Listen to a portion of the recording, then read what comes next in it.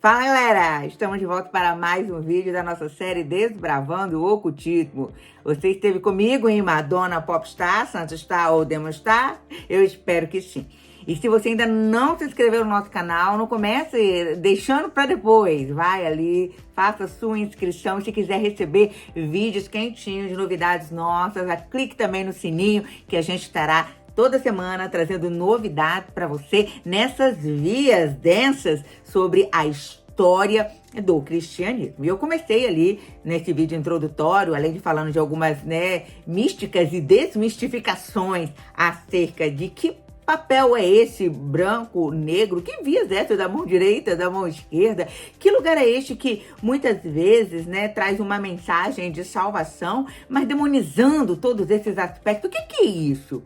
Então, nesse lugar de problematização, a gente introduziu e eu trouxe ali algumas explicações sobre os nomes, alguns conceitos que eu estarei usando aqui ao longo dos nossos episódios. E um deles foi acerca do cristianismo originário.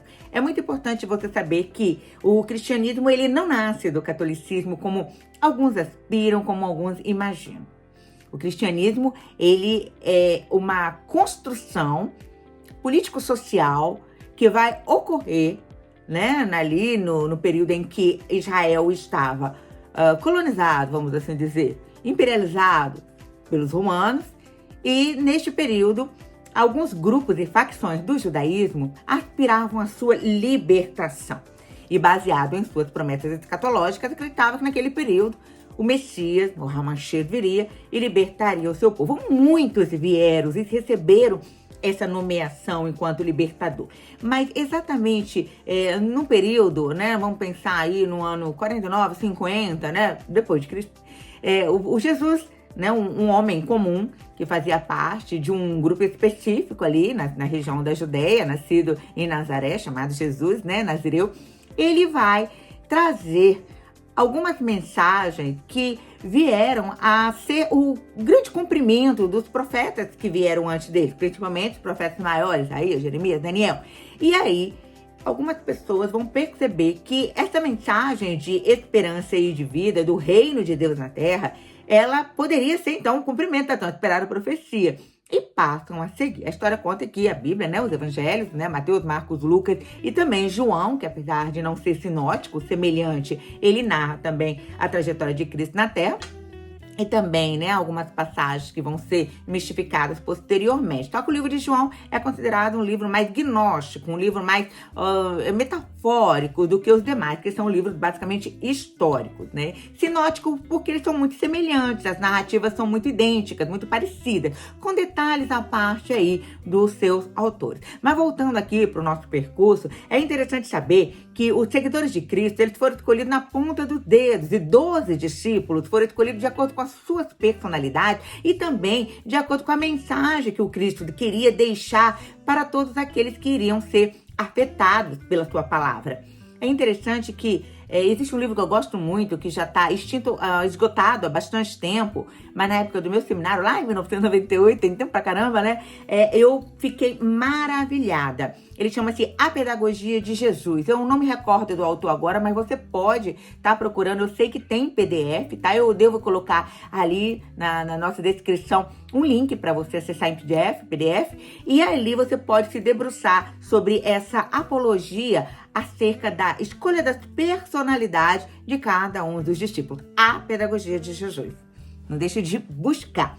Esse livro, ele fala que intencionalmente, então, Cristo escolhe aquelas pessoas. Por quê? A partir dessas 12 personas, ele estaria, assim, levando a sua palavra, sua linguagem. Observa que a linguagem de Cristo é uma linguagem alegórica. E o forte da alegoria, o rico dessa linguagem e metáforas a partir, dessa abstração, é que todas as pessoas, de acordo com o que faz sentido para elas, podem vir a ser afetadas por essa mensagem. Incrível, Jesus, ele tinha uma pedagogia única. Ele não falava de uma forma imperativa, querendo apenas convencer alguém de uma verdade, mas ele explorava a verdade desse sujeito, o que fazia sentido desse ser no mundo, e ali aplicava aquilo que ele acreditava e que ele, provava até então, prova até hoje, ser a melhor escolha, o menos prejuízo possível para si e ao outro. E nessa relação eu-tu que Jesus vai construindo, ele percebe que as pessoas são diferentes, né? Que sendo o Filho de Deus, ele sabe que elas não são iguais e que a base dos nossos conflitos estão nos nossos relacionamentos. Nessa coisa de que muitas vezes eu concordo, não concordo, e que confusão, não é? Pois é, Jesus ele veio para trazer a cada um de nós a chance de descobrirmos o nosso verdadeiro valor e como aplicarmos essas questões básicas da cotidianidade para termos um bem-estar, uma vida melhor, uma eudaimonia. E era a época que os gregos haviam disparado em todo o Oriente, né, o seu helenismo, antes que os romanos governassem. E as pessoas estavam tendo mais acesso à informação, mais acesso ao conhecimento. Detalhe, Jesus falava várias línguas e ele era altamente conhecedor dos gregos e também de toda aquela literatura. E na época estava muito em voga né, a ideia de que o ser era alguém no mundo e não estava isolado, ele não estava sozinho, ele precisava se socializar. Olha que coisa interessante, não é mesmo? Então, a partir dessa linguagem, que alguns vão chamar de linguagem hermética fechada, mas se você parar para ler, pensar, racionalizar, é isso. É altamente racionalizável. Você consegue, de fato, compreender no seu ser, no mundo, no seu eu e na sua relação com o tu, a repetição aqui é de propósito, você começa a saber que a interação no lugar de melhor bem viver é possível. Olha a riqueza da mensagem de Jesus. Este era o reino de Deus. E ele dizia que não era comida nem bebida, logo política estava longe de ser a estratégia dele de dominar. E foi aí que algumas pessoas se revoltaram com Cristo, né? E deixaram de seguir, porque esperavam que ele fosse apenas mais um político que viesse de fato abolir todas as perseguições que Israel havia sofrido desde a época que assumiu aquele território de Canaã após a saída do Egito, e se ficam frustrados, porque a linguagem de Cristo é alegórica. Ele fala de um reino vindouro, mas de um reino também aqui agora, e que esse reino aqui agora consiste nos relacionamentos, e que existem aqueles que vão estar fazendo a política, aqueles que vão estar fazendo a economia, mas que o povo em si precisava de um bem viver. Para algumas pessoas foi altamente inovador, para outras. E é aí que começa, então, aquela confusão. Vamos pular, vamos avançar mais um pouquinho. Gente, é muito interessante que a invenção do catolicismo ela só vai acontecer no final do século III para o início do século IV. Eu já falei para vocês, mediante a conversão de Constantino. Mas foi o imperador Teodósio que veio a instituir a religião. Constantino vai passar pelo processo, vai usar de estratégia, uma grande estratégia que eu chamei em vídeos anteriores, até mesmo o sacrifício do bispo, mas o que ele faz aí não é institucionalizar a Igreja de Cristo. Na verdade, a palavra catolicismo, no latim católico, significa universal. Se de fato Constantino houvesse instituído a Igreja de Cristo, talvez ela chamaria-se assim, Igreja Universal do Reino de Cristo. Pois é, a estratégia foi grande dele, né? Ele pensou bastante quando ele criou esse nome. Ele queria o quê? A Igreja Católica, né, Romana. E de Macedo colocou Igreja Universal. Ele trocou, né? E esse tipo de ação na linguagem e na minimética, a gente também vai conseguir aí ter essa ideia de grandiosidade, de imperialismo, de potência. Isso acontece na subjetividade, né? Por isso talvez que tenha crescido tanto, como disputa aí com a Igreja Romana. Mas voltando, é interessante saber que quando Teodósio institui a religião, começa-se então a separar muitas das coisas que Cristo havia ensinado aos seus discípulos que se tornaram apóstolos. Vale dizer que após a destruição de Jerusalém, 70 depois de Cristo, muitos dos apóstolos sofreram martírio e alguns deles conseguiram passar aí para a região da Ásia Menor, para inclusive chegar em algumas cidades da Europa.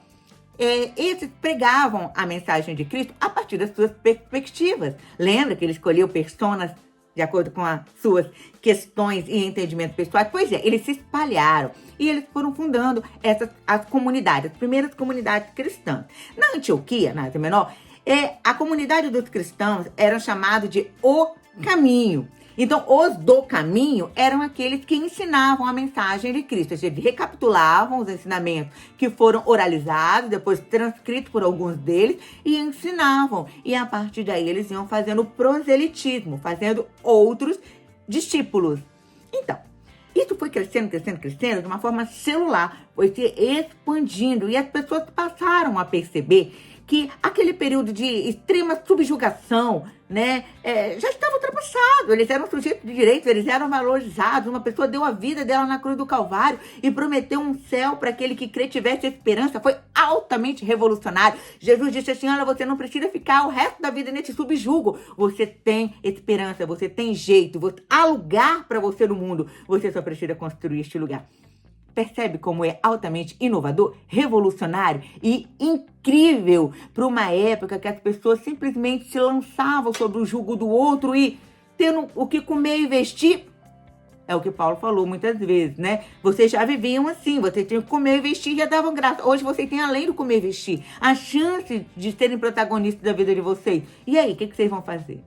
Mas, como sempre, os mais fracos sempre foram subjugados pelos mais fortes. Então, os do caminho pregavam essa mensagem. Então, quando a Mônica, a mãe do Constantino, né, do imperador Constantino, ela se converte e ela fala sobre isso, é interessante que ela fala de um aspecto amoroso, mas ele, como um político, ele pensa o seguinte: se até a minha mãe, que era uma mulher pagã, que acordava todos os dias oferecendo sacrifício para os seus deuses, ela abre mão disso para seguir a ideia de um homem que está morto, e que os seus discípulos falam, né, os seus seguidores falam, que ele viveu, né, ressuscitou, reviveu, e ele foi para o céu e está preparando lugar para eles, alguma coisa aconteceu com minha mãe. E ele começa a investigar. E ele percebe que muitas perseguições já haviam acontecido, inclusive pelos que lhe antecederam. E ele percebe que não adianta perseguir aquelas pessoas. A esperança delas não estava só nessa terra. Estava no porvir, estava no Dasein, estava no aí ser, né? Não só do corpo, mas também da alma. Olha, gente, isso é altamente impactante. Esse povo não tem medo de perder mais o corpo. Por quê? Porque o corpo ressuscita. E se Jesus ressuscitou, eles também vão ressuscitar. Isso é tão incrível, que mexe com a cabeça daquelas pessoas. Eles percebem que Nero já havia jogado, né, dezenas de centenas deles nos gládios lá. Depois que incendiou Roma, matava os cristãos, jogava para as bestas feras comerem, aniquilaram. Mesmo assim, os do caminho continuavam a caminhar, baseado no grande fundamento da igreja primitiva, da igreja originária, de que Jesus disse: eu sou o caminho, a verdade e a vida. E ninguém vem ao Pai se não for por mim. João vai especificar muito isso lá no seu evangelho, mostrando que este é o caminho. Então, eles seguiam à risca o que Jesus falava. E o que vai mudar aí quando o Império Romano ele assume o comando do caminho? Primeira coisa que vai mudar, o nome. Observa que a institucionalização da igreja e também a denominação católico já fala literalmente de um lugar de controle. Igreja Apostólica Católica Romana. Então, eu estou dizendo que é a igreja universal. Olha a ideia, né, da dominação, do imperialismo, dos apóstolos de Cristo, só que todos eles já tinham morrido. O que tinham eram os discípulos dos discípulos.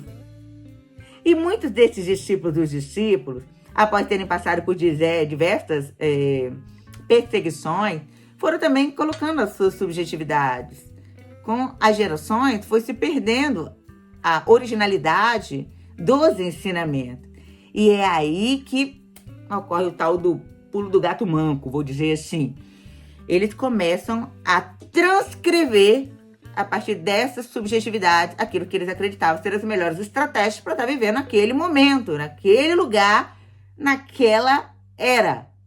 Isso vai mudar completamente a essência, a autenticidade, a pureza das escrituras. Eles tinham muitas intenções boas, que eram promulgar, inclusive literalizar, né? Colocar a letra ali, transcrever para que outras pessoas de outras línguas pudessem ter acesso. Porém, não significava que isso era feito de forma correta, autêntica e pura. É neste ponto que eu quero trabalhar com vocês. Então, as ordens religiosas, elas vão surgir nessa época e, posteriormente, todas elas estarão sob a chefia do Papa. Vale dizer que a palavra Papa, ela tem essa origem latina e ela quer dizer pai, padre, pai, né, italiano, padre, pai, né, aquele que cuida, aquele que ordena, aquele que nomeia, aquele que, né, organiza e aquele também que controla. Todos eles, os discípulos, os apóstolos, naquela região ali, principalmente quando eles migram para a Itália após as perseguições, e muitos que são levados para serem mortos lá mesmo nos gládios, sendo lançados ali para as bestas feras, como eu disse, eles são... alguns sobrevivem. E esses que sobrevivem vão formando outras célulazinhas. Essas célulazinhas vão se multiplicando, como eu disse. Não era a perseguição que os parava. Eles também eram chamados de Papa. Eles também eram chamados de Pai. Posteriormente, após alguns concílios, principalmente o primeiro grande concílio de Nicéia, eles vão colocar um bispo. O bispo era o quê? Era o chefe dessa célula. Então não pense em algo grande que não tinha nada de grande. Era um grupo de pessoas, tinha um líder, esse líder era chamado de bispo. Mais tarde, o bispo, o presbítero, ele tinha toda uma ordem, né, a seguir e a ensinar. Pedro vai falar sobre isso, Paulo vai, né, um texto do Novo Testamento é escrito por Paulo, ele vai especificar com essas qualificações, mas é muito interessante que o apóstolo Pedro, na primeira e na segunda epístola dele também, ele trata de falar, Tiago fala sobre isso, Tito fala sobre isso, Judas fala sobre isso. Então, é tão bacana ver que esse construto de normas, né, de qualificações para que esses homens pudessem ser representantes daquelas pessoas já estavam estabelecidos. Só que isso vai ser mudado. Isso vai ser mudado por quem? Por aqueles que vieram depois, transcreveram sua subjetividade e quiseram qualificar a religião do caminho de acordo com a universalidade que era o espírito romano para controle das massas. Então, nós aprendemos que as bases do catolicismo, da universalidade do Império Romano, elas não são cristãs, mas elas são bases dogmáticas a partir dessa subjetividade de pessoas que poderiam ter boas intenções, mas que fugiram, então, do aspecto autêntico que Jesus havia deixado. Então, o que tem em comum hoje, né? De tudo aquilo que os apóstolos escreveram, né? De tudo aquilo que Jesus deixou para que eles pudessem transmitir com a religião cristã católica e porém protestante. A reforma protestante vai ser bem posterior, a gente vai falar disso lá na frente. Mas o que tem de comum? O que tem de comum é o credo, tá? A primeira coisa que tem. A questão do céu e inferno, ela é relativa, porque... mais tarde você vai ver que vai ser mistificado uma série de eventos aí, inclusive a questão do inferno vai ser dividida em vários pontos. Dante vai fazer aí a Divina Comédia para parodiar todas aquelas questões que a Igreja Católica vai fundamentar e que Martinho Lutero vai refutar, né, lá na frente. Então, eu já contei para vocês que a Igreja Cristã, ela era perseguida, mesmo assim ela crescia. E esse crescimento, ele é muito interessante, ele é muito peculiar.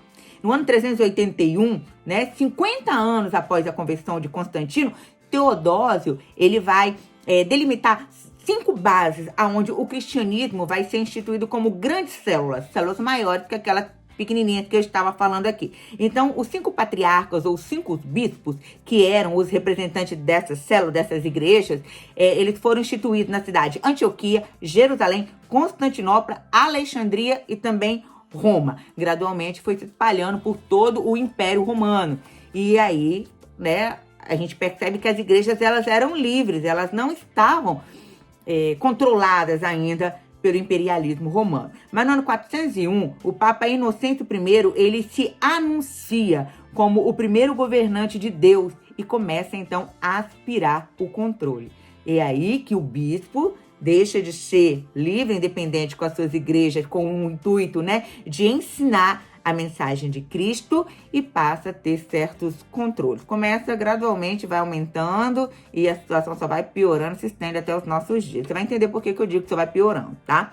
440 depois de Cristo, o Papa Leão I, esse primeiro Leão I, tá? Primeiro Leão I é ótimo, né? Mas não é porque vai ter outro depois. Mas ele vai dizer que quem resistir à sua autoridade, ele seria lançado no inferno. Olha como é que a coisa começa sutil, não é? E ele bajulava muito o imperador Valentiniano III, que vai acabar sucedendo a ele no poder e vai dar continuidade aí às suas imperialidades. Eu vou usar esse termo? Vou tentar ser gentil aqui, né? Mas até o século V, todos os bispos, eles eram também chamados de papá, né? Como eu falei aqui já para vocês. 858 a 867, o Papa Nicolau, ele exalta o poder dos papas. Aí ele começa a dizer que essas pessoas, elas são maiores, melhores, mais poderosas e mais santificadas que as demais.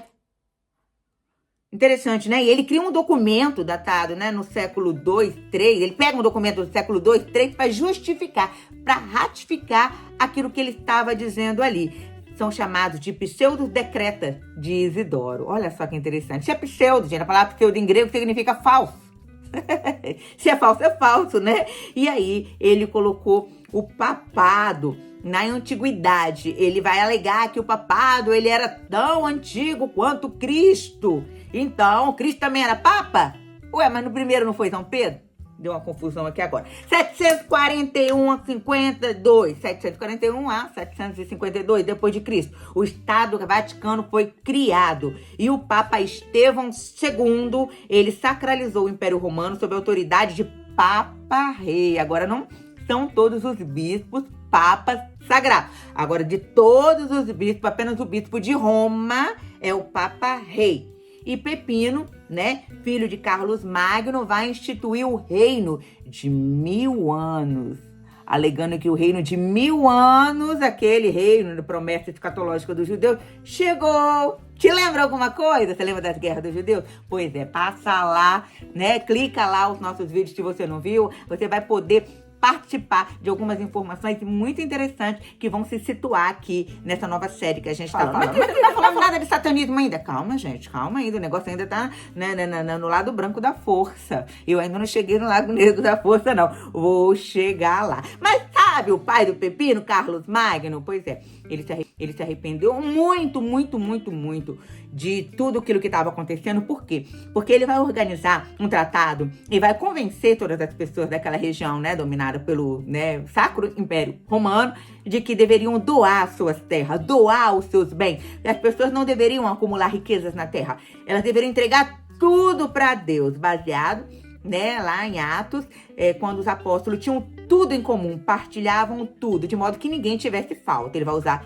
essa ideia, esse sacramento lá dos cristãos originários, e vai dizer: entreguem tudo que vocês têm à igreja, vocês não têm que ter nada. Botem seu dinheiro no saquinho, pra ter perdão pro seu pecado diário. Esse dinheiro vai pro Senhor, Tintones é só o intermediário. Quem não contribuir, vai pro quinto dos infernos. Nós controlamos o reino de Deus na terra. Nós precisamos ter. Vocês só vivem aí a vida que Deus determinou para vocês. E aí as pessoas vão acreditar nisso, né? Vão acreditar nisso. E aí eles vão criar uma confusão, e durante 70 anos esse cédro papado sai ali, né, de Roma, vai para a França, e só em 1377 volta para a Itália, ok? Aí a gente vai ter aí essa divisão do Sacro Império Romano, uma parte em Avignon, França, outra parte na Itália. Eles derramaram muito sangue, gente. Foi muito sangue derramado em guerras políticas, em guerras religiosas. Nunca uma instituição sacralizou tanto o assassinato quanto o Império Sacro Romano, ok? Ele só foi encerrado em 1863, quando Napoleão aprisionou o Papa Pio XVII. É triste. 20 de setembro de 1870, Vitor Emanuele alega lutar pela primeira igreja e torna-se o primeiro rei da Itália, em pleno século XIX. Olha que detalhe interessante. O primeiro rei da Itália, independente da religião, independente da igreja romana, católica, aconteceu só no século XIX. Então a igreja controlou tudo durante quantos anos? durante quantos séculos? Preste atenção. Os papados foram configurados no Vaticano até 1929, quando Mussolini e Pio XI, no Tratado de Latão, legalizaram o Estado religioso como tal é hoje. Então, o ditador italiano, junto com o Papa, fizeram um acordo, separaram, o Estado do Vaticano passou a ter prelazia e ter, separado do governo da Itália, e ali ele passa a ser instituído como um Estado único, um Estado dentro de outro Estado, com as suas próprias leis, com a sua própria moeda, com seu próprio poder, com seus... tudo, né? Então, muito poder numa concentração tão pequenininha que é o Estado do Vaticano e que ainda continua controlando muitos e muitas, principalmente a política mundial, através das suas hierarquias constituídas a partir das suas próprias vontades, não é mesmo? A Cúria Romana, ela possui 18 velhos cardeais que controlam a carreira dos bispos, dos monsenhores e o Papa que está aí no topo da pirâmide. E você, o que você está achando de tudo isso, né? Cris, você está metendo pau no catolicismo, Cris, o que você está fazendo? Não, eu não estou metendo pau no catolicismo, eu não estou metendo pau no cristianismo, eu não estou metendo pau em ninguém. Até porque eu sou contra a violência. Paz e amor, galera, paz e amor. Na verdade, o que eu tô trazendo pra vocês são aspectos históricos. É claro que contando uma narrativa histórica eu vou me emocionar, eu vou também trazer a minha subjetividade. Ué, se eles puderam colocar a sua subjetividade e convencer o mundo de tal, a minha liberdade de expressão também existe aqui. E eu aproveito a minha liberdade de expressão para demonstrar a minha revolta em saber que a renda do Vaticano ela foi formada a partir de relíquias, indulgência, criaram a ideia do purgatório, ameaçando que quem duvidasse de qualquer coisa que eles falassem seria morto e iriam para o inferno. Literalmente eles mataram. Mataram mais que o Holocausto, mataram mais que as guerras,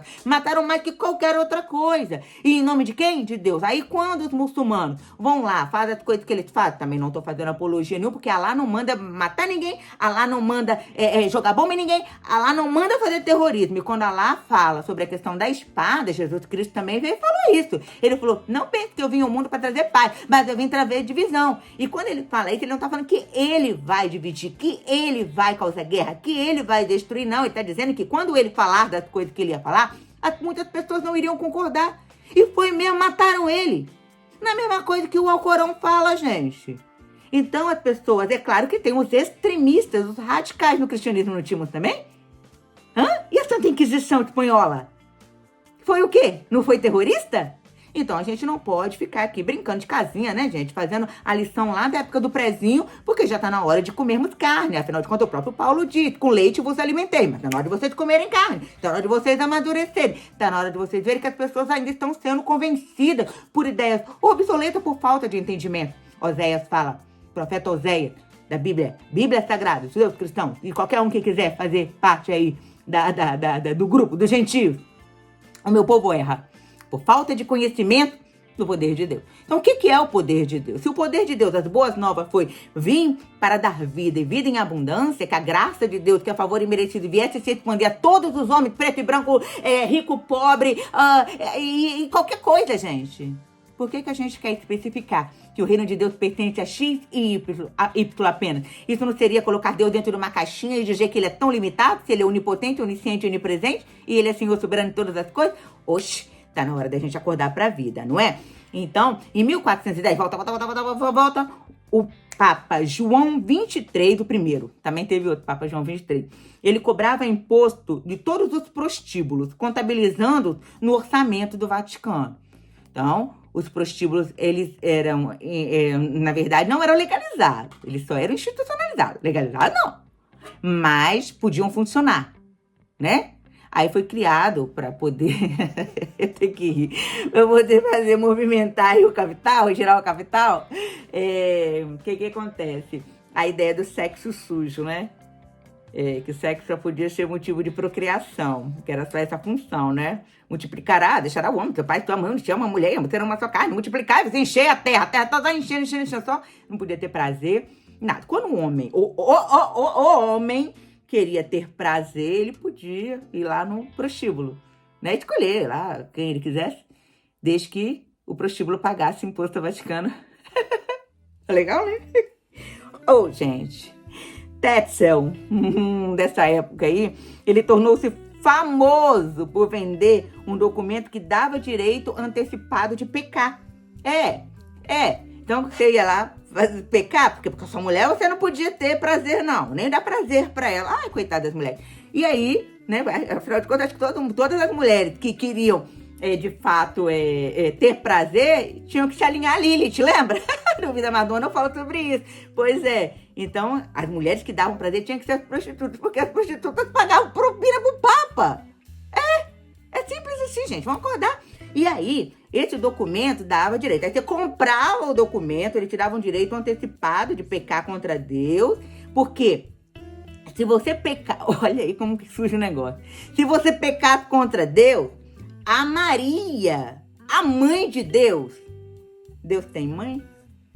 Ele não é insubstanciável? Ele não é incriado?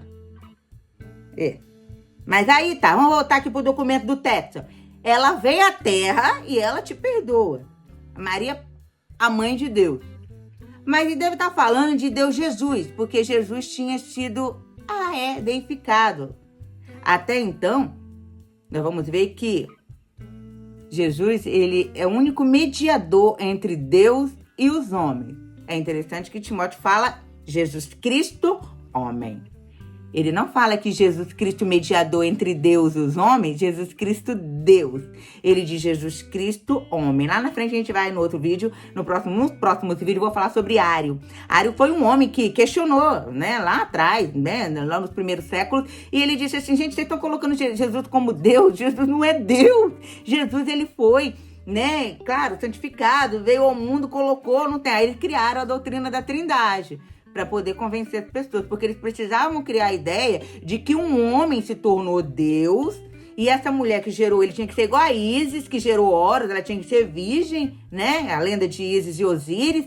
Aí a Ísis era virgem, imaculada, coloca a Maria no lugar da Ísis, vou falar isso lá na frente, e aí gera Jesus a Deus. Então, se esse Jesus tem uma mãe, essa mãe entra em revelia com o pai dele. Se o pai dele não dá aos homens as coisas, a Maria desce na terra, bate a mão e diz assim, olha aqui, você pode ir lá no puteiro sim, que eu assino embaixo pra você, mas antes passa lá na igreja, ó, e assina o crédito. Gente, eu não aguento. Não aguento. O Papa Leão X, tá, no século XVI, ele continua blefando, ele continua fazendo coisas assim, terrível, para poder restaurar o poder da igreja. E começou a criar outras e outras lendas, prometendo aos fiéis lugar no céu. Começou a se vender o quê? O terreno em Marte? Não, o terreno no céu. Marte é coisa nova agora. Tem gente comprando, tem gente pagando milhões por terreno em Marte. Agora, lá atrás, desde a antiguidade, desde o século XVI, já se vende terreno no céu. E você já comprou a sua vaguinha? Então, o purgatório aí passa a ser o novo meio, né? Que a igreja vai usar. Ela se torna a galinha dos ovos de ouro do Vaticano, prometendo aí quem tiver, né, colocar lá, além de dar os seus terrenos, fazer tudo aí, né, e Dante Alighieri, através da Divina Comédia, ele vai fazer um meme aí, né, o seu anime, demonstrando aí essas loucuras da igreja dos primeiros séculos, e será que persevera até hoje? Não sei. Nos primeiros séculos, então, da era cristã, ninguém ia pro purgatório. Os cristãos originários nunca falaram disso, não tem uma palavra sobre isso nos evangelhos. Nada. A Bíblia Católica tem 74 livros, Cristiane. A Bíblia protestante tem 66. Eu vou explicar isso depois. Não é importante pra gente que agora tudo é Bíblia. A grande questão é que nem nessa versão, nem na outra, nem nos judeus, não tem Novo Testamento, só Antigo Testamento, existe a palavra purgatório. Então, purgar era o seguinte, você, né, vai, né, já que você tem aí o cartãozinho, né, para poder pecar, que Maria intermedia para você, e se ainda assim não der certo, de novo, você vai ficar no lugarzinho lá, a gente vai rezar por você, vamos acender velhinhas, vamos vender indulgência, vamos fazer aquilo, você vai entrar no céu, meu filho, vá o que quiser. Cadê o sacrifício de Jesus? Não foi por amor? Não foi para todo aquele que crê ser salvo? Jesus não morreu uma vez pelos nossos pecados, nos dando a chance de podermos ter uma vida em abundância na terra e também uma vida futura na presença do Pai, livre de qualquer problema? Não era essa a promessa? Isso de graça? E graça é favor imerecido, não tem preço? Pela graça sois salvos mediante a Cristo Jesus. Isso não vem de vós, é dom de Deus, diz Paulo. Por que eu tô pagando? Você tá pagando por quê?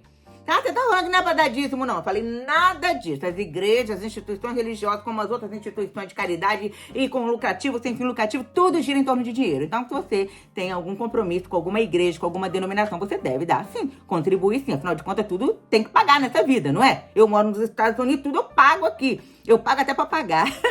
Você paga, paga o que paga mais depois. Ficou confuso, mas é assim que funciona. Então, não estou em nada falando contra dízimo, contra as ofertas. E você faz o que você achar melhor, de acordo com as suas instituições. Agora, você está no lugar para bater de frente, é melhor não estar, não é? Mas só através do Concílio de Lyon, em 1274, é que o Vaticano vai, de fato, se apropriar de toda a suntuosidade que ele tem até hoje. Eu vou caminhar para encerrar, né, esse vídeo hoje. Se você ainda não se inscreveu no nosso canal, dá tempo, deixa de preguiça, clica ali rapidinho, apoia o trabalho da Cris. E se você quer receber notificações, o sininho tá aí, ó, é só clicar. O Vaticano, então, é a maior corte, a corte mais suntuosa da Europa, né, e através dos edifícios, de fazenda, de todos aqueles terrenos, lembra? Que Pepino, né, através de Carlos Magno, apoiou o trabalho do seu filho, conquistou muito bem. Só que o princípio era, né, aceitar a ideia de que tudo era de Deus, né, e devolver para Deus. E os pobres, os famigerados, os que estavam à margem, ficaram mais pobres ainda. A resposta é muito simples, é uma matemática básica. E eles continuam mais pobres. 2024, este ano aqui agora, no início do ano, final de 2023, com o levantamento do PIB do Vaticano, 13 trilhões de euros. Vou deixar você pensar um pouquinho. Se de fato, limbo e purgatório são lugares, né?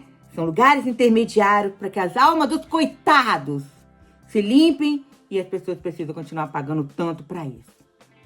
Limbo para as criancinhas, né, que morreram sem serem batizadas. E, detalhe, você só pode casar na Igreja Católica se você crismou, se você faz parte do catolicismo. Outras pessoas não vão, e tudo é pago. Você não tem direito a nada. Igreja protestante também está fazendo isso agora, tá? Antigamente, casar era um dom de Deus, era uma benção. O bispo vinha, abençoava. Gosta daquele filme Coração Valente, né? Quando a cena do Wallace, ele vai casar, bota aquele paninho assim, e o rapaz da aldeia ali, simplesmente considerado um patriarca, ele vai lá, coloca, abençoa, e eles são ungidos. É isso. Aí vem essa conversa fiada toda, que tem que ser assim, se não for o diabo toma conta, né? Vai pro inferno, e vai pro purgatório, e se não batizar a criança, que paga um absurdo para batizar uma criança, ela também vai. Então tudo gira em torno de dinheiro. E a minha pergunta é, o diabo tá onde? O diabo tá lá? Quem é o diabo, afinal?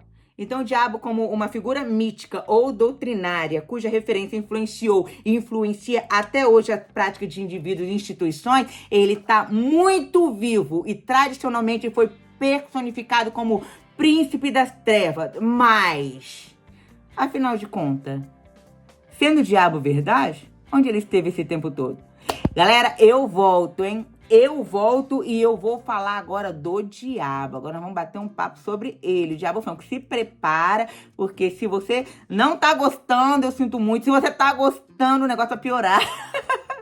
Mas é muito bom a gente poder dedicar esse espaço a você e trazer um pouquinho desse conhecimento. Não hesite em me procurar, escrever, deixar sua mensagem, que a gente faz contato e eu prometo que eu vou te surpreender com muitas cenas diabólicas. E sabe o que é mais surpresa? O diabo não tem chifre nem rabo, não. Quem é o diabo? Fica comigo, hein? Bye!